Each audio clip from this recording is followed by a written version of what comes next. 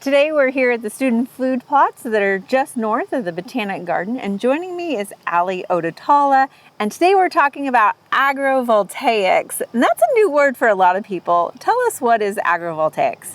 So agrivoltaics refers to the dual use of land for agricultural purposes and the generating of solar energy. Okay, so there's a lot of solar panels that are being discussed as a new energy source.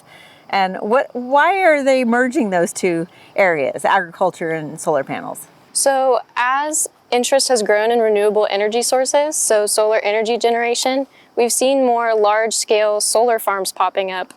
But the thing with solar farms is they require a lot of open space because you want the solar panels to have as much sunlight as possible to maximize the amount of energy you're generating. So to try to get some more use out of the land, people have proposed that we include agricultural production as well, so things like growing crops and also livestock. So they're kind of looking for that same wide open field that agriculture is currently in. And so there is some research, and you've done some kind of lit review research on this before you started your project. Tell us kind of what that literature is looking like.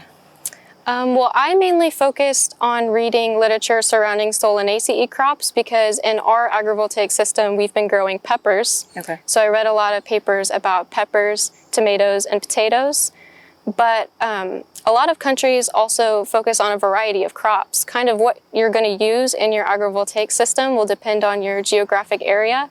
And also the needs of the specific crop you want to focus on. Okay, so you've got peppers that are growing under, and this is kind of a little demonstration plot. This is a summer research project. So tell us kind of your setup and your research plan here. So what we wanted to look at with our project was how the physical presence of the solar panels would affect the growth and production of Mad Hatter pepper plants. Okay. So we tried to maximize the amount of plants that we could put around and underneath the solar panels to see all the different effects that the panels might have on the crop growth as well as different climate variables. Okay, and so you've got some different rain gauges out here to capture the rainfall in the different areas, and you've got Mad Hatter peppers surrounding this as well as planted underneath there. And I mean, observationally, I can see a difference. So what are you finding with your research? So with the growth, there's a very clear difference in the plant height especially. And we've noticed around the third week of growth is really when the difference became more present with the plants underneath the solar panels really increasing in plant height compared to those outside of the panels. Okay, so they're actually appreciating a little bit of that shade, huh? And they look like they're a little bit darker green too. Are you doing anything with fertilizer, or what's the treatment? Are you treating them all the same essentially, other than some are under the panels? Yep, so we are keeping everything consistent with the amount of irrigation and water they get. The main difference is just the amount of sunlight they get. Okay, well, it's looking good. So tell me a little bit, you're doing this as part of the REEU program, which is Research and Extension Experience for Undergraduates, is that correct? Tell me a little bit about that program you're involved in. Yep, so the REEU program is a 10-week program for undergraduates that allows them to get some research and extension experience. So the students work underneath a faculty mentor, and they get a research project that they'll work on for the 10 weeks. And then at the end, we have a poster presentation as well as a 15-minute presentation that we give over our research. All right, I know that's coming up pretty soon for you. And then you're back to school. Tell me, as an undergraduate, where are you at? You're here at OSU? And what are you studying? So I'm going to be a senior, and I'm in the OSU Teach program. So I'm studying biology and then secondary education with a science concentration. Okay, so why did you want to do a horticulture research project?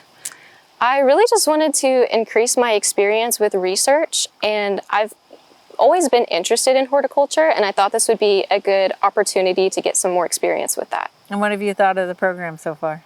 It's been really great. I've really enjoyed it. I've learned a lot of new information, gained a lot of really great experiences that I think are going to be beneficial in the future. All right. And you've gotten to do a lot of other stuff, not just always out here doing research, right? You want to share a little bit about some of the other things you've done in this program? Yep. So as a whole group in the program, because there are other students that are doing it, and they're focusing on different things, different research projects. But we come together as a group, and we've gone on some field trips.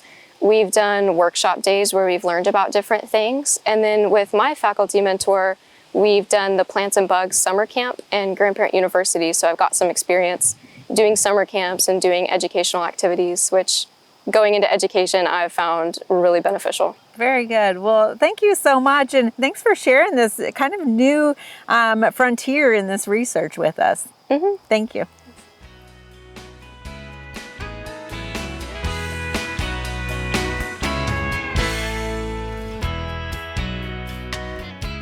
We hope you enjoyed this video as part of our Oklahoma Gardening YouTube channel. You can also find even more videos on the OK Gardening Classics YouTube channel. And join us on social media for great gardening tips, photos, and discussion.